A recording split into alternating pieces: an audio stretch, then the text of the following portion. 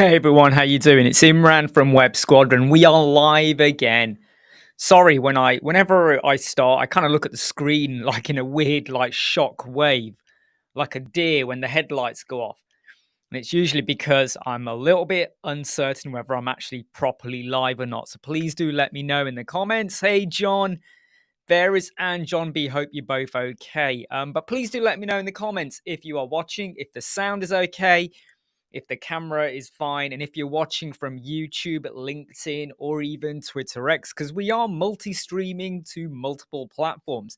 I'm gonna wait for a few more people to turn up before I get into today's topic, which is all about, am I doing too much? And it's actually a bit of a rhetorical question, actually, and it's one I want you to ask yourself and your clients as well, because it's very easy for us to kind of go, I'm doing enough, I've done my whatever I need to do for my business or myself, but are you doing enough? And are you maybe doing too much as well? And I'll get on to why am I approaching this topic, just because of some people have said things directly to me, you see. They've actually contacted me. So I'm trying to address that, but I'm also trying to justify it, but I'm also going to give you a bit of backstory as well. So when I explain, am I doing too much in terms of web design, video creation, content creation? Hey, Paul, hey, free website templates. I'm also going to eventually get onto what does this mean for you and your business and your clients as well? Because this is a topic that a lot of web designers, a lot of marketing people don't ever discuss with their client. Like someone wants a website, you find out what they want, you go and build a website.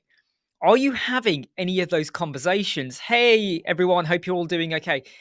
Are you having those conversations with your clients where you actually need to understand what is their overall aim and goal and what do they want to achieve? Because you can't just say, yeah, I helped them. I helped their business with a website. Is that actually what they needed? Do they need a bit of hand holding and a bit of guidance going forward once they've got their website built? So let me give you a bit of backstory, okay, everyone? And great to have you all here. I can see some familiar names cropping in. And I am going to ask some questions of you as well. So get ready to start answering on the keyboard. If you are listening while driving, please drive safely. Maybe don't put too much attention into what I'm saying. Please stay safe. But yeah, so free website template says, do you use, very quickly, just got a question come in. Do I use pre-made WordPress templates? No, I have to be honest. Every client, right? Every client. Well, no, I use the Hello theme quite a bit. But every client is unique. Every hero banner, every menu, every pop-up, every footer, every section, every contact form is unique. You could argue, but if you're using a bricks builder form or an elemental form or another plugin form, you're kind of using a pre-built template and then you tinker with it. I find that when I'm working with a client, if I just go and load up like a pre-built website, now, I am going to talk about blueprints one day, not in this today's video, and how I'm going to help you out with that. But using blueprints is fine, but your blueprint might be like your plugin stack, settings, stuff like that. But an actual website template, I don't like to go down that road because then I find that you spend more time undoing what you got. And you may find yourself forced into building it a certain way because your template looks like this. Whereas I'm like, I don't care. I want to have a blank page. I want to know who the business is, what their aim is, and what they're trying to achieve. I don't want to say, well, you're a shop website, so all shop websites must be kind of thing. Right, but very quickly answer this question. Your interest is SEO, so you should know the answer to this. If your interest is SEO, I shouldn't be answering this. I like to use rank math, but there's loads of solutions out there for you. Right, let me go on to the history, backstory of me, and then I'll get on to am I doing too much, and what does this mean for you, your business, and your clients? So I worked in the NHS in analytics. I've gone over this story many times for about 20 years, exactly almost, give or take 1 month. So practically 20 years. And I built up a reputation and a name for myself because obviously I started off as an information analyst. The difference is that, well, I don't mean to say, I don't want to say this in a derogatory way, but you got a team of analysts, and a lot of the analysts just do what's asked of them, the job. Analyze data, produce a report, show some statistics, show who's going in and out of hospital, what are the waiting lists, what kind of treatment are people having, ambulance times, all of this stuff, right? They just do what's asked of them. I always went above and beyond. So if I was going to show someone that there's been an increase in waiting lists for cataract operations in the last year, I would look into why. What kind of people? Which hospitals? Is there a particular demographic or a geographical location in the county or the city or even the country where there's an increase? What is going on? And even when you get into cataract, where they're different types. And I started looking at seasonal variation. I'm going into stuff that you don't really need to care about. But when I give someone a report or I write up what's happening, I don't just say, yep, the waiting list for cataracts has gone up by 20%. Why has it gone up by 20%? What was it about the population? What was it about the treatment? What was it about the outcomes? What led them to that point? And when you give someone who knows jack shit about statistics or information, quite frankly, a lot of the people I work with did not know much about the health economy at all. They're employed, right? Let's be honest here. A lot of people in lots of jobs are employed. Just because, I can tell you now, that just because you've been a nurse for so long or a doctor or a consultant doesn't mean you understand everything, right? You will know your specialism. So you got a lot of people, and I was going above and beyond. I did more. Why was I doing more? That's the question I want to ask you. Why was I doing more? I get the same salary as the next analyst. And if I moved up a band, because you had bands of payment, I'll be paid the same as someone else on the same band. And if I moved up to another band, I'll be paid the same as the person on that band. So why am I doing triple the amount of work as them? Because I can tell you now, there were a lot of analysts who only did 37 and a half hours a week. They might have gone over to 38, but they stuck to their hours and they did not work evenings or bank holidays or late night, whatever. I was regularly pulling in 70 hours, going up to 90 in many cases, 70 hours a week for exactly the same money. There's no overtime. If I work on Boxing Day or New Year's Day or until 2 a.m. in the late night morning, I don't get anything extra. So why was I going above and beyond? Because I cared, because I knew I could, because I knew I could do something more, and I saw the value in what I did. I knew that my information was going to help hospitals and doctors in the health economy. And the audience who received those reports valued what I did. And we got to a point where eventually people would walk in the office and they wanted to work with me. I was not a brand. I was not like, oh yeah, work with me, because why do I want to take on the extra work? And I'm not getting paid anything extra. But they wanted to work with me and they valued me. And believe me, it made a lot of analysts and other people in our department flipping jealous, to the point where a lot of people started hating me. Oh, Imran, stop working so hard. You make the rest of us look bad. Imran, why are you working at night? People then think we should do that. Well, actually, they didn't.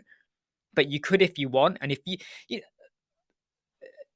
let me try and make this little point, okay? Can you imagine you've walked into a shop, right? And there's like a grocery store and there's loads of milk, right? Let's just say, no, different types of bread. And you walk in and there's a worker there. And I say worker in a nice way, right? They're a store worker, a customer service representative. And you go, do you know which one of these breads does not have is wheat free? You think you know, but you're a little bit unsure. I've got an allergy. I need to have wheat free bread. And then the customer representative, who's right there, looks at you and goes, "Oh, I can't. I finished work now. Sorry, I was just popping this. I finished work. Sorry, I can't help you." And they walk off like this. "Sorry, I can't help you." Wouldn't you think, what a twat? You were right there.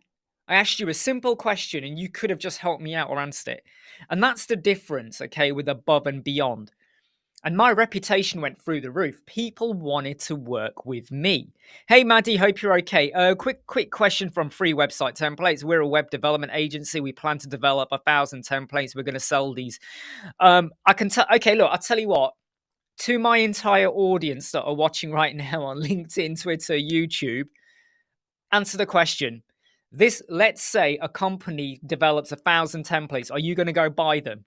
Because I don't. I personally think that there's already leaders in this market. There's already websites out there. What makes you think that, and I don't mean this in a bad way, but you have to have a reality check here. What's going to make your templates more enticing for developers or designers? What about them?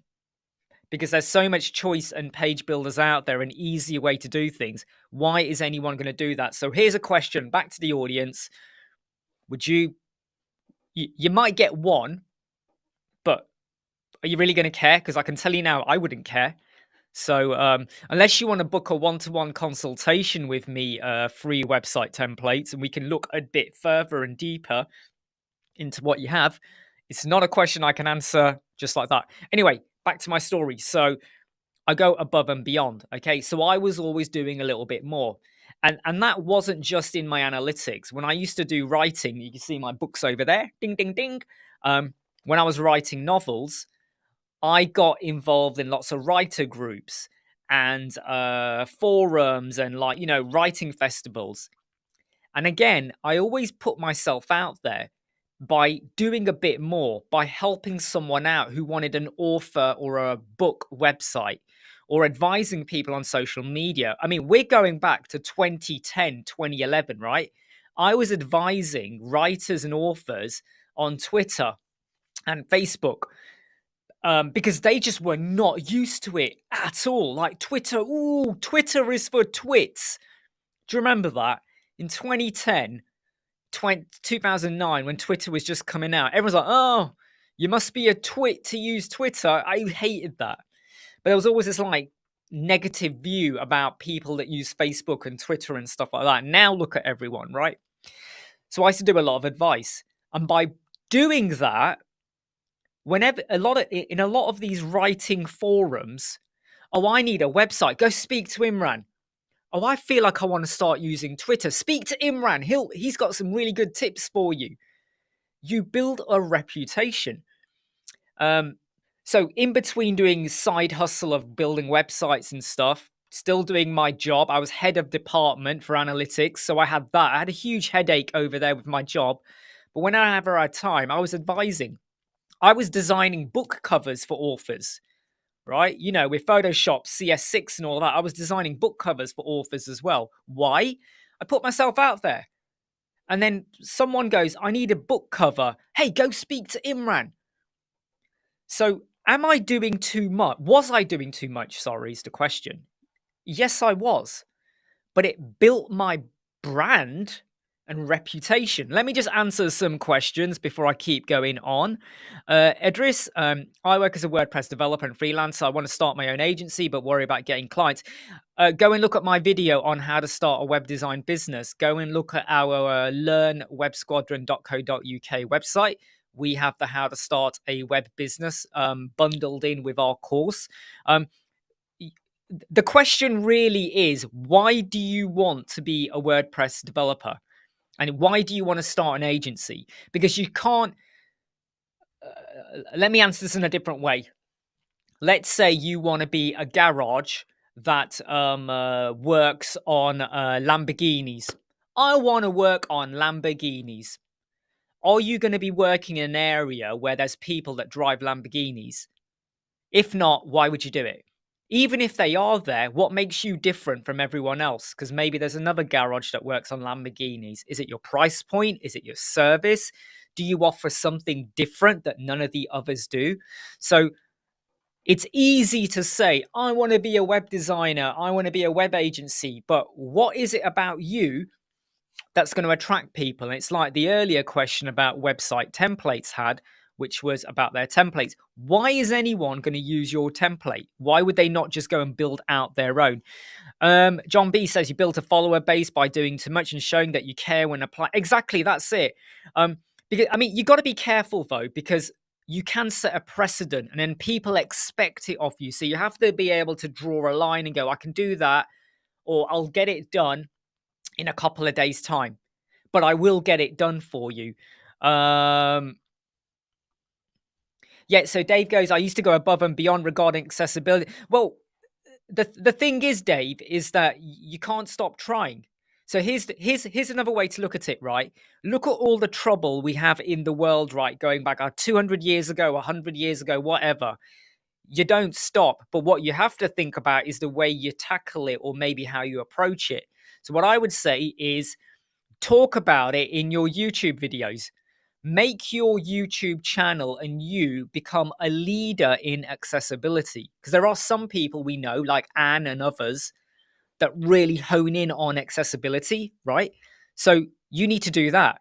So, for instance, I've noticed you've done quite a lot of dynamic videos. That's okay, but what is your focal point? Become the market leader in that. And rather than let me explain, right? There are certain food companies that have too much sugar in their drinks or food, and I don't like it. They're overkilling with sugar, but I don't go on the rant about them. I promote what I do and what I like. So I drink Pepsi Max. Pepsi Max ain't healthy for you, but it's healthier than me going to other sugar drinks. So what you need to do is pivot. So don't call out who doesn't do what. Call in what they should do. Because people that keep calling out don't get anywhere. People get fed up of it. Yeah, I've heard this before. It's the same thing. I've heard it before. No, tell me what I need to do. Do that and pivot your channel to be more on that. Drago, do you recommend having a contact form? Well, it depends. Again, look, contact form is fine if you just want to get contact form submissions. If you want people to directly book, then go for a directly bookable option. If you want them to pay, look at an appointment booking system like TidyCal or Calendly if you go for the premium version. So that's some of these questions are really for you to decide because I can't tell you. I would say contact forms work for 90% of websites, but there will be those where they need to directly make a booking. So you miss the middle step. Hey, can I arrange an appointment with you? Yeah, sure. And then I send you the link. Well, you might as well have had the link on the actual website. Free website says which free themes? There's loads. Seriously, mate, if you're asking this question, I don't think you've done your research. There's loads of free themes out there, like loads, tons and tons. Gamerpreneur, I have an agency based in Indonesia. How can I reach potential US clients? Well, you got to advertise. Facebook, LinkedIn, Twitter. What kind of marketing are you doing? And we're going to get onto that in today's talk, which is about am I doing too much? Hey, Artif, how you doing? John, what is your focal point in your view with Web Squadron on YouTube? My focal point is getting people to realize that they can do so much more with web design and WordPress, and to sometimes not rely solely on just plugins, and how there's so much you can do. And also to give people a different way of building that encourages you to develop yourself, because I'm not slating anyone out there, but there's a lot of tutorials that kind of go click here, click here, click here, click there. And they don't go in on the theory or maybe why you want to do this or how do you get around a problem. Let's be honest here. How many of my tutorials are actually problem solving rather than just telling you how to build? And that's how I like to pivot myself at the moment. Yeah. So anyway, right. So, writing, book covers, analytics, I always went above and beyond.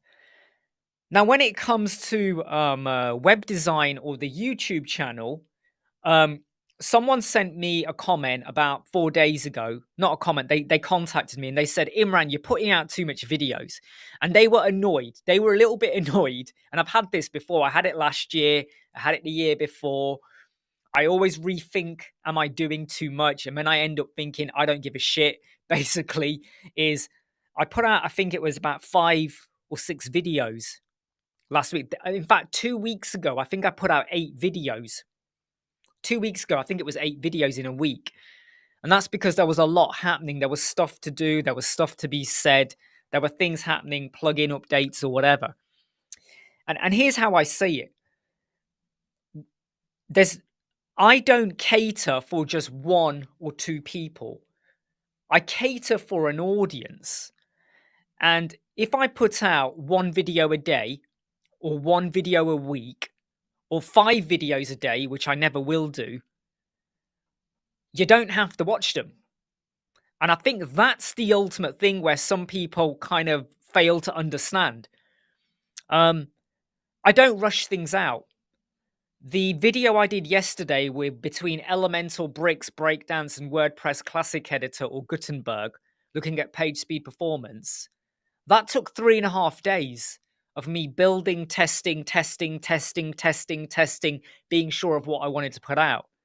A video I'm recording tomorrow has taken a total of about 5 hours of me making sure I've got the right solution and what I'm doing. So there's a lot of research time goes into it. And if I find a problem, if I find the problem that I feel like I need to let you know how to solve it because I've seen this problem being asked a few times, I could either release the video in November or get it out now. Because there is something about not being the first, but there is something about if you know there's a need, you get it out there. And the most important bit also is it means that I'm still in your timeline. It means that you may still find me. Now, I'm going to bring this about am I doing too much to you and your businesses now, okay? A lot of people say I'm struggling to get clients. A lot of people say I built a website and my client's website is not #1 on Google, or my client's unhappy because they're not getting enough leads or they're not getting enough sales on their e-commerce shop. And they thought that by having a website, we would get it. You may be starting a new agency. You may be selling a course. You may have a YouTube channel and you're not getting many views. There's so many things you may have, but it's just not, you can see other people and like, yeah, I got 1,000 sales. I'm getting so many subs. I'm growing. Blah, blah, blah. Why am I not achieving the same as them? So let me now ask you 2 questions, and I want you to put both answers in the comments. I want to see your replies. Please get ready, right? Dave, Stan, Michael. I feel like I'm going to get your name wrong. I'm going to say it's Banisi. Is it a silent M? And if I've got it wrong, I'm really sorry. Or is it Manisi with a silent B? I'm really sorry if I've got this wrong, okay? But I want you all, everyone watching, LinkedIn, Twitter, YouTube, to answer these 2 questions. Are you ready? Okay, right, cool. It's a 2-part question, right? I want you to name, and don't cheat. As soon as I say it, put it down, write it down, put it in the comment, okay? Do not cheat, okay? The first fast food takeaway that comes to mind. Name a fast food takeaway restaurant that comes to mind. Put it in. Fast food takeaway restaurant. Put it in. Go. Boom, boom, boom, boom, boom. And here's the second one, right? The first fizzy drink that comes to mind. No cheating. Don't put a clever answer. Oh, I'm going to put something that no one's ever heard of. I don't care about that. First fast food takeaway restaurant that comes to mind and the first fizzy drink. Go. Ram it in. Come on, Artif. Stop eating and type it in, mate. Good to see you here, by the way, Artif. Did I say hi to you earlier, Artif? I don't know if I did or not. So come on, then. Type it in. Right. Stan goes McDonald's. Dave goes McDonald's. Michael says McDonald's. Artif says Chester's, you little... What the hell is Chester's? Isn't Chester Copperfield the guy from Goonies? Yeah, Chester Copperfield. McDonald's, KFC, Pepsi, Starbucks, McD, Fanta, Coke, McDonald's, Fanta, Coke, Coke, Coke, Coke, Coke. You bunch of drug addicts, right? I said drink, fizzy drink, but I understand what you mean by Coca-Cola, but you're all saying Coke. I was expecting a lot of you to say McDonald's and Coke. That's what I was expecting, all right? Um, but they're all coming in, right? They're all coming in. And I know some of you saying Fanta, Pepsi, all of that, and Chester's. Who the hell's Chester's? Champagne. I hear you, mate. I hear you. So McDonald's and Coke would be Greg's. Oh, come on. McDonald's. Okay, you can stop. You can stop now, right, with all the comments on that. But McDonald's and Coke are very common. Why? Why are they common? Right? Why are they common? Oh, sorry, Eddie. I hope you're okay. Stream. I hope the stream is okay. I cannot control the stream buffering. Okay. Why did you say that? Because you're used to it. Okay. And they've been around for a while, and we've grown up with it, and we as a kid, we're going to go McDonald's today. You got really excited when you got a cold can of Coke on a hot day. You got excited, right? There are some luxuries we enjoy. So McDonald's and Coke, I think pretty damn sure that they are worldwide universal brands that everyone has heard of and knows of, except maybe some tribes that are cut off from the world or whatever. McDonald's and Coke, right? You would agree with me. If they are so well known, and please do let me know if you disagree with what I'm about to say. If they are so well known, why do we still have loads of adverts? And I'm going to let you answer this. I think you know where I'm going with this. Why do we still have so much promotion on radio, TV, cinema, posters, leaflets, social media, railway stations? It'll be in a frame somewhere on there. Why do we have so much promotion of Coca-Cola, Christmas time, Santa? Why do we have all these adverts? Why? Why do we have them? What do you think is the reason? Why do we have them? Right? Reinforcement. That's basically it in a way. That's basically it. They don't have, I honestly do think, but if McDonald's and Coke, right, stopped doing adverts for 1 year, does anyone think their sales would suffer? Let's be brutally honest here. Brutally honest, okay? If McDonald's and Coca-Cola stopped doing a single advert for the next 12 months, do you really think their brand is going to suffer? Because I don't think it will. They are so well known, right? Okay, because you're still going to see the shop. You're still going to see someone walking who's got like a shake or a packet of fries. You're still going to see them. You still know they're over there or here or wherever. You're still going to pass them when you're driving. You're not gonna, I don't think they would suffer. I'm just going to check the comments over here. A very good thing over here from Oni. The power advertisement cannot be underestimated. Spread awareness, trigger cravings. I less users of Coke. Depends on what Coke you mean, John. I don't think their brand would suffer. There'd be a bit of competition, but I don't think they would suffer at all. Right? They just wouldn't. Yep, Artie, this is very true, actually. I've done my research into this as well. They kind of did in a way. What is the point of why I've done this? Why have I wasted 2 minutes of your life? For anyone who's tuned in on Twitter, LinkedIn, or YouTube, don't forget to smash the like button. They do it to be in your eye line, right? They do it to be on your timeline on social media, to be on your page, to be there, out there, in your face in some way or another when you're out and about. To give you that message, that subliminal message, like someone's written on here, to make you feel like, ooh, I'm going to go for a McDonald's. I mean, come on, right?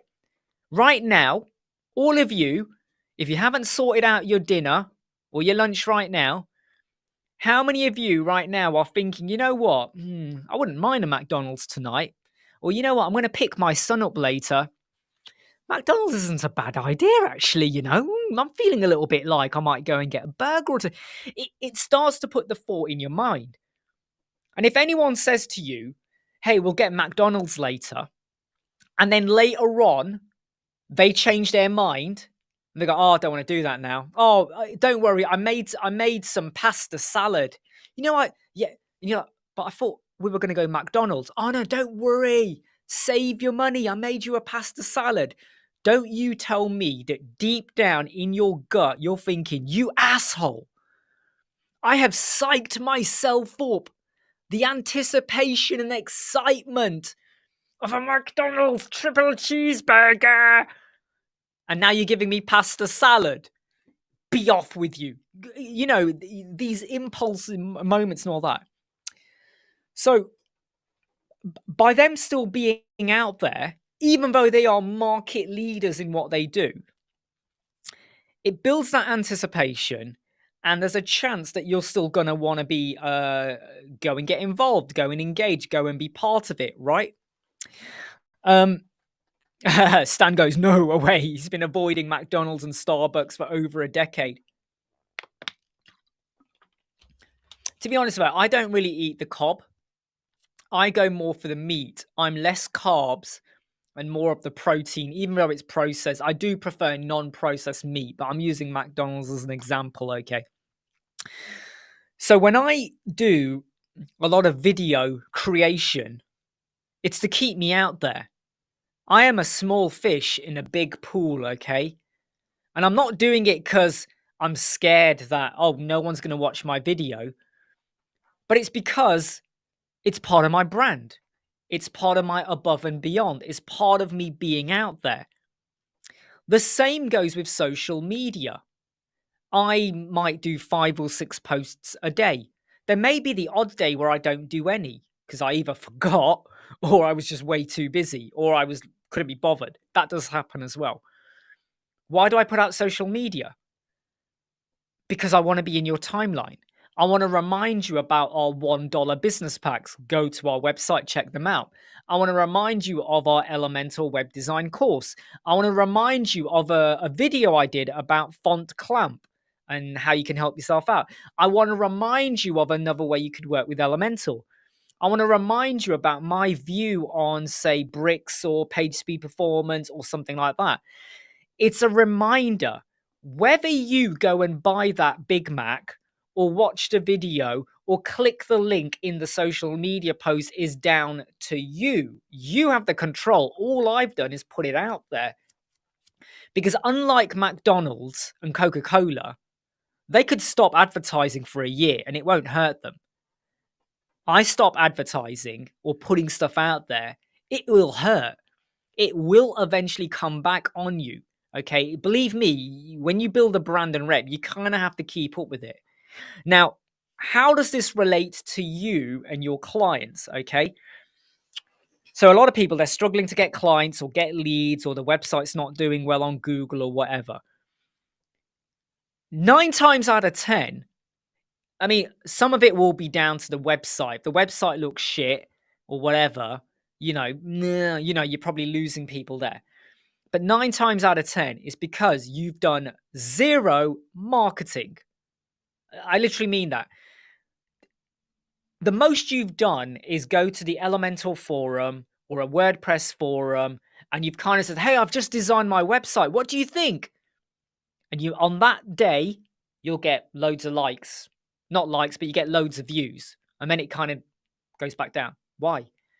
You're not doing any marketing. And your clients aren't doing any marketing either. And if we go back to what I said at the start or near the start, so what if you built a website for your client? If you don't talk to them about marketing, and I don't just mean SEO, right? Forget the SEO side of it, all right? Because that's part of it, but that's not everything and all of it. You could have a website. I'm not lying here, okay? You could have a website or a business that has zero SEO. And I really mean this, okay? They have no SEO. In fact, they don't even have a website. And this happens. You could have someone who goes on social media, who puts out videos, whatever, telling you to go and buy their product on Amazon. They haven't even got a website. They're selling something on Amazon, right? Or they're selling it on a TikTok shop or something. They haven't even got a website. The marketing, if you do it right and you keep doing it, you spin it, you evolve it, you look at what works and doesn't work. People do eventually come. Now I'm going to just check the comments before I further this on. Oh no, that's it. Yeah, sorry. I've lost where I was now. Yeah. So yeah, let me get back to where I was. So when it comes to you as a web designer or an agency, there's no point saying, yeah, I design websites. I don't know what you design. I don't know what you work on. I don't know what your process is. I don't know what you like and don't like. I don't know what your view is on security. I don't know if you heard about WooCommerce version 9. I don't know what kind of stack you use. I don't know what your prices are. I don't know how many websites you built. You haven't put a testimonial or a review up. I don't know who you are. I don't know what you look like. I think your profile image is you standing in a field somewhere with your arm around your friend, but are you the person with your arm around them? I don't know who you are. So why would I want to work with you? And if you are not utilizing social media, LinkedIn especially, to kind of just engage, and you don't have to say, I design websites, come and get a website built by me. You know, if you're not telling me something about you that might form a human link between me and you, why am I going to care? Now, here's an example. Okay, landscape designers, okay, landscape websites, website, can I just have a drink? I feel like I'm stumbling over my words here. Words. Don't forget to smash the like button. Linus, your recommendations on things to do after finishing a WooCommerce site. Well, Google Search Console, Google Analytics, SEO, indexing of your products, and then marketing. It all depends on the website. Let's say you sell bags. You want to go and join female groups, and I say that in a very nice way. Okay, I'm not saying only females buy bags, but I'm saying there's a larger chunk of the market. Okay, and even men that buy bags, they may have been part of the that group as well. So don't take it the wrong way. So go and join groups, okay? Male, female, trans, anything like that, okay? Or groups that you can join that sell bags. So it's very easy to say, what do I do after finishing a WooCommerce site? What are you selling? Are you advertising? Where are you advertising? Anyway, let's get back to client websites, okay? And please don't forget to smash the like button, let all your friends and family know, and go and check out our $1 business packs. Landscaper, they've got a website built.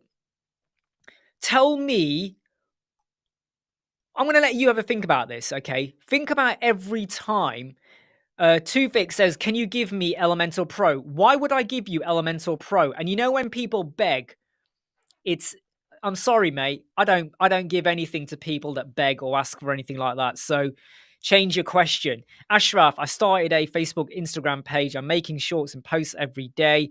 Should I also make posts saying that I provide web design? Yes, why not? Why not? Why don't you say, I'm going to show you how I boosted the SEO on this website that I built. You've now told me that you work on SEO and it's a website that you built, rather than I built a website and then I did the SEO. Sounds really flat, right? I'm going to show you how to boost the SEO on a website I just built. And then you go through it, okay? And you do that.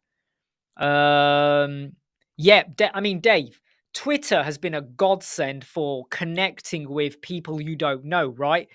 SQL, Excel, so many tips and tricks. It's a great way to get your spiel out there.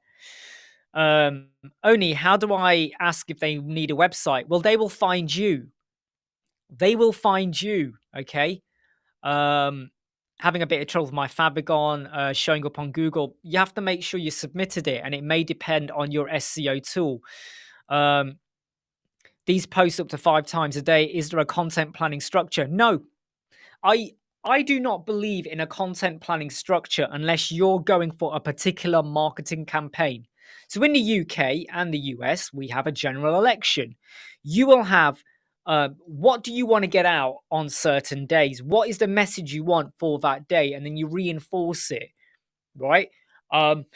I might do a post about what I'm doing in the morning. I might do a post about how much walking I've done. I might do a post about a video I'm working on or a video I recorded that went really wrong.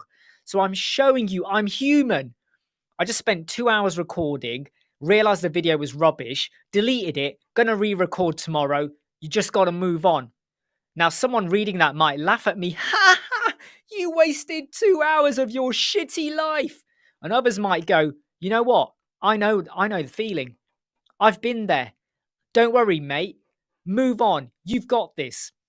You form a connection, okay? You got to form a connection. What you don't do, if you go down a rigid structure, there's got to be a reason. It's got to be a certain marketing campaign. Like you want to do certain things because everything links into one another in some way, and maybe you're then going to track, well, at this point here we will get sales.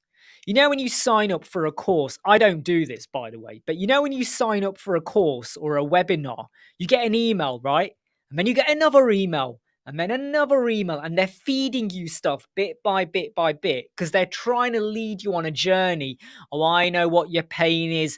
I know how you're suffering. I've been there. I had no food on the table. I had no home. I had no clothes. I slept naked. Then I found this solution. Now my life is fantastic. And by the time you get the fourth or fifth email, they go, but guess what? I'm going to show you how to do it. This course is worth $1 million, but I'm going to give it to you for $5. And don't worry, the postage and packaging is free because I'm going to email it to you. They feed you a load of bull, okay? And that's why I feel like the structured route is okay if you're trying to achieve a certain aim. But all I want to do is build engagement. So 5 posts, 2 posts, 10 posts, do what you want. Spread them out. Toothic, can you tell me how to charge for a website? Well, I don't know where you live. I don't know what kind of clients you want. I don't know what your audience is. I have got videos on pricing. Go to our website, $1 business pack. We've got documents and packs out there for you, and I've got videos. So it very much depends on your audience, what you're building. I don't know what your hourly rate is. So I did a video on this about 2 weeks ago. Go and do a search for pricing, and you will see that in there. Linus, I use Rank Math, but if you want to use Yoast, all-in-one SEO Press, go for what you want. I'm not gonna. I feel like the minute I tell you what to use, and it doesn't work for you, people then come back to me and say, "You told me to use FastPress, and it's not working," or "You told me to use code snippets, and I don't like it." Yeah, but that I use it and I like it. It's like if you said to me, it's like if you said to me, I want pizza, and I go, oh yeah, Domino's, and you don't like it, and then you come back and go, I didn't like it. Yeah, but I do. So you need to go and find what you like, what settings, what features. Don't base your life on what someone else said, because it needs to be what you like and what you do as well. Arnie, how do you deal with those guys who are racist? Sounds funny because you say who does that. And do you know what, mate? Look, I'm not going to lie to you. I've had sexist comments. I've had racist comments. I've had comments about why am I using certain products because of what's happening in the world. Do you know what? I don't retaliate. I don't care. I just move on. I ignore them. The greatest weapon I have in my life, and I learned this long time ago, is I ignore them. Because when you ignore them, they get more angry because they want you to react. And if anyone feels like they're gonna throw anything at me, I ignore them. I make them because then they feel like, did he even register what I said? Did he understand? Did he get it? Do I need to say it again, or what do I do? I make them or their thoughts get muddled. Their problem, not mine at all. How do you do? Toothic, it sounds to me like I feel like you don't fully understand what you're doing because we've got videos on Rank Math. Again, I've got videos on SEO, so I'm gonna leave it for you to go and Do a search. I'm going to leave it for you to go and use ChatGPT. I'm going to leave it for you to use Google. Quite frankly, I'm going to let you do the homework and the research, because those questions, if you can't answer them in this day and age with a bit of ChatGPT or a bit of Googling or YouTube video, then I think you're going to struggle going forward and growing your business or whatever idea you got. Because I'm telling you, the answers are there. We're not talking about 30 years ago where I had to go to a library if I wanted to get the answer. There was no point asking my mum and dad. They knew jack shit. I had to go to a library. All right. You know, I'm going to be 46 in September, right? 30 years ago, right? We did not have the internet. All right. We did not have a computer. We did not have smartphones and anything like that. We had to go and find the answer.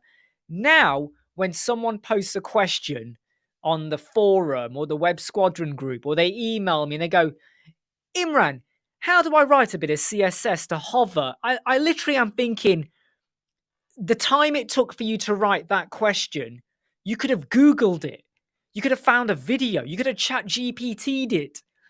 Like, seriously, there is so much choice out there for getting answers that when people ask some questions, I'm not saying don't ask, but I would like to think you went and looked before you came to ask, because if you'd looked, you would have found the answer.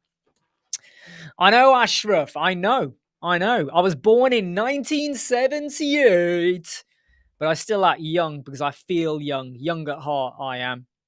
One of my fave features in Elementor Pro. I don't think I have a fave feature in Elementor Pro because I would say a lot of the features are very similar to what you find in any other page builder. So there's no fave features.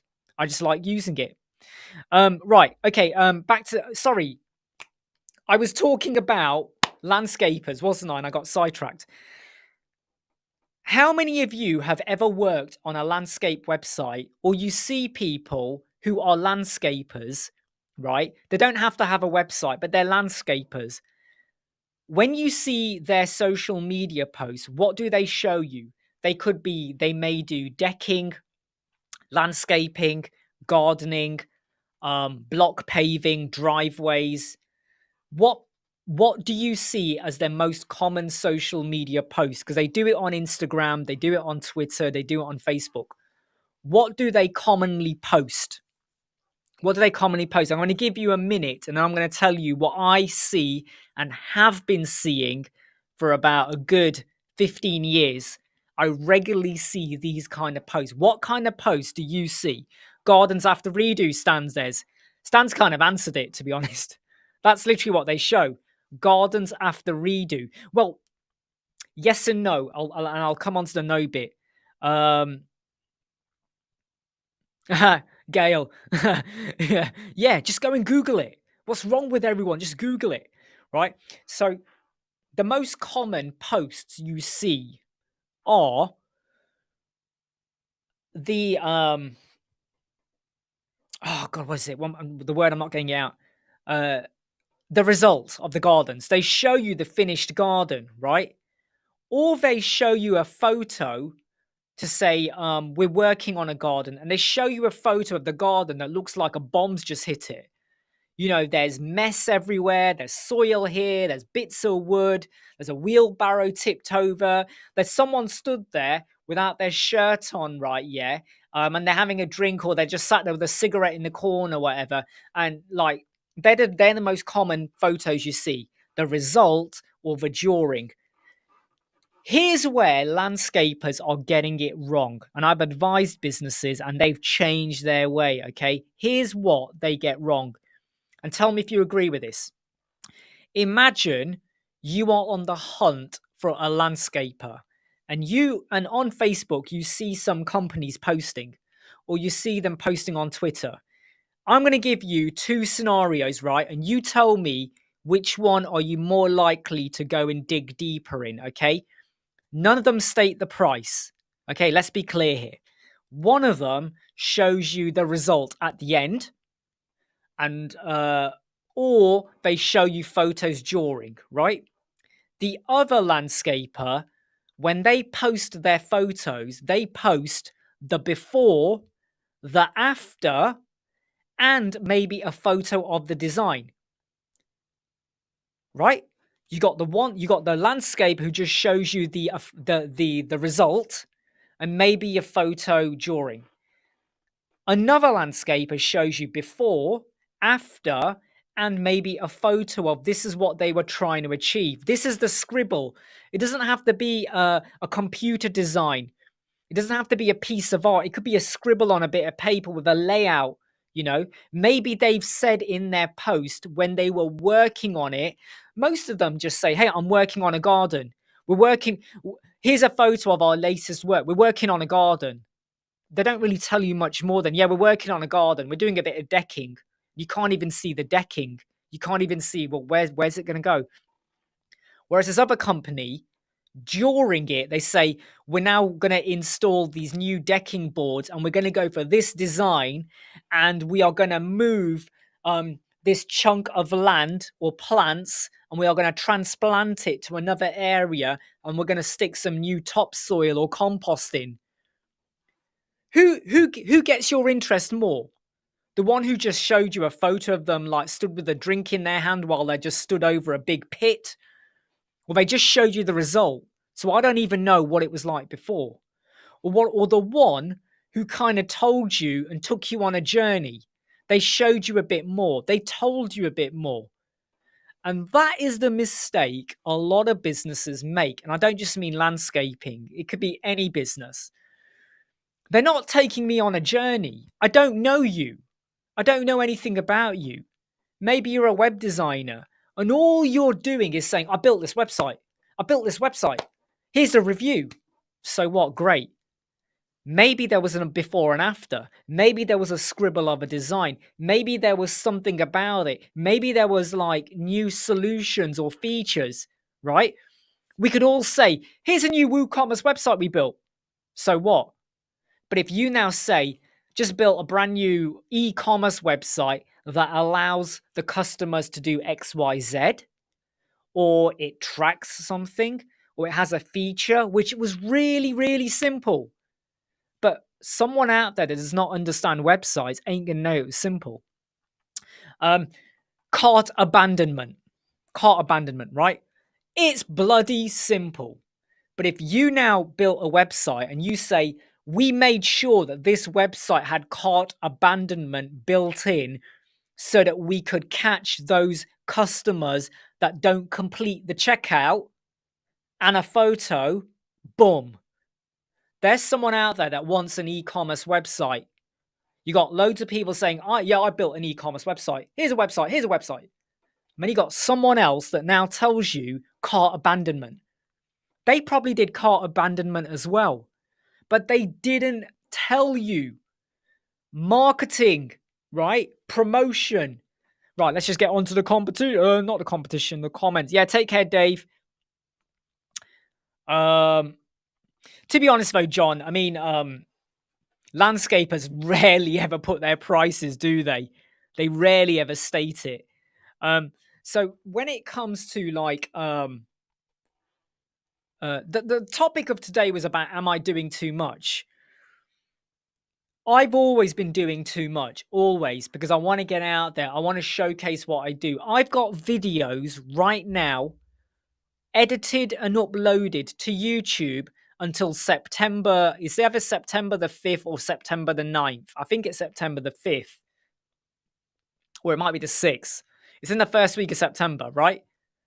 So if I was to stop recording right now and just sit back like that, I've got videos coming out for the end of June, the whole of July, whole of August, and the early bit of September. I've always got ideas. I've always got things buzzing away. I want to do this. I want to do that. If I reduce the amount of videos I put out there to say 2 a week, I'd have videos that go on and on and on until Christmas and beyond. But there's always something new. There's an Elementor update. There's a WordPress update. There's a new plugin. There's a new solution. There's a new issue. I've just discovered a new way of doing XYZ. I could add it in and delay another video or just release a video today and a video tomorrow. That's life. But the same goes with social media marketing and promotion as well. When you have an idea, unless you're following a rigid marketing campaign, like general elections in the UK, they will only say so much until the manifesto comes out. Then they'll say a bit more and a bit more. They won't tell you everything on that first day, right? There's like a marketing campaign. But if you've got something to say, the good, the bad, the ugly, you do it. You put it out there. What are you waiting for? The same with your business clients. They may be a dentist. They may sell products. Why are they not showcasing? Why are they not telling everyone about the new 3 for 2 offer? Why are they not telling someone that we've got this brand new product coming in, and they take a photo of their staff unloading it? Why don't they take a photo of them putting it on the shelf? Hey, these are now in. You know, um, I don't like Prime. I don't like the marketing behind that and how kids go crazy for it. I don't like it, but it works, doesn't it? Whenever a shop gets the latest Prime bottle and they take a photo and go, "We've got these in stock," they're usually sold out by the end of the day because people go flocking and running to it. You don't have to do more. No, I've said that wrong. The question in today's topic was, am I doing too much? And quite frankly, I don't think a lot of businesses are. I keep hearing people say, I'm not getting clients, I'm not getting leads. What are you doing about it? And then I say to them, what are you doing on LinkedIn? Oh, well, I've signed up to LinkedIn, but I don't really post. Well, there's your problem. What kind of social media marketing do you do? Oh, well, I do the odd thing here or there. Seriously, if you miss a day of marketing, that's okay. Never miss more than a day. Because when I was attending writing festivals, David Nobbs, the real name, who wrote The Life and Death or The Life and Times of Reginald Perrin and all of that, David Nobbs, he was on stage and he said, someone asked him a question about how can I become a successful writer? And he kind of laughed a bit and he was like, the only way you can become a successful writer, and the word successful is subjective, is never miss a day of let me get wrong. Never miss more than one day of writing. So if you don't write on Christmas Day, fine. You got to write on Boxing Day. If you miss Monday, you got to make sure you write on Tuesday. You never miss more than a day. And when it comes to marketing and promotion, for you, your clients, your business, anyone you're involved in, you do not miss more than a day. Now, when it comes to YouTube videos, I don't always release a video on Saturday and Sunday because they are rubbish days for releasing. You don't get many views, right? It's not always just about the views, but that's the reality of it. So video releases is a little bit different, but you can damn sure bet I will have a promotional post or something that comes out on social media. I will probably still release a post on the Web Squadron Facebook group. I will still engage with people on LinkedIn or the Elemental Global Community Group. Why? To let people know that I'm still here. I'm not dead yet. I'm still here. You can still get in touch with me. You can still contact me, and I might charge you for it, but I'm still here. McDonald's, Pepsi, Cola, Pizza Hut, loads of companies could stop marketing for a year. And there might be a wobble or a dip or whatever, but they're not losing business. Apple could stop advertising, right? People are still going to buy iPhones. I know you're going to argue about, oh, the market share, blah. It happens all the time whenever, Apple release a phone. There's a big hike and then it goes down and there's a hike again. But if you do not embrace doing more and you get your clients to understand that, client wants a website, don't just build a website. Have a conversation with them about marketing. And you might be able to get an upsell. They might pay you to do SEO, but get them to understand that just by having a website does not mean the streets are going to be paved with gold or anything. You've got to put in tons of can't get out my words. I'm feeling tired actually at the moment because I've just been. This is a bit flat. I need to get myself some proper Pepsi Max. But you need to pop in the effort. Why are you watching me right now? Like, why? Because you've either known me or found me via the YouTube videos. Why do people hire me? Because it's either on the back of a video or they found me on a social media post. Do you know how many people have found me via social media? People find me via word of mouth and they don't even know. They've never seen a single video of mine, but it was word of mouth. People have contacted me on LinkedIn and they didn't even know I had a YouTube channel. Oh yeah, oh yeah, let's work with you. But if you put in the effort, right? And like I said, you've got to drum this into your business clients. Because if you're not, they're going to blame you when their website don't do well. And when you then turn around and go, yeah, but you're meant to do marketing, they're going to go, but you didn't tell me that. But if you're struggling to get clients or leads, start doing a bit more. Okay. So I don't believe I do too much. I don't think I do enough. I wanna have 200,000 subscribers. I wanna have people all over the world buying our courses. I want people to be buying our $1 business packs. I wanna have clients that are rushing through the door. I want you to build our website. We're gonna throw $20,000 at you. We're not there. We may never get there. But we can't blame anyone but ourselves if we don't know that we tried. Just checking some of the comments over here. Right, I'm now going to shoot off. I'll be back next week.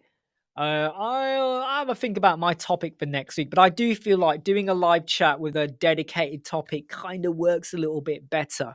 Hey, Greg, by the way, sorry, I didn't say hi to you. Hope you're doing okay, mate.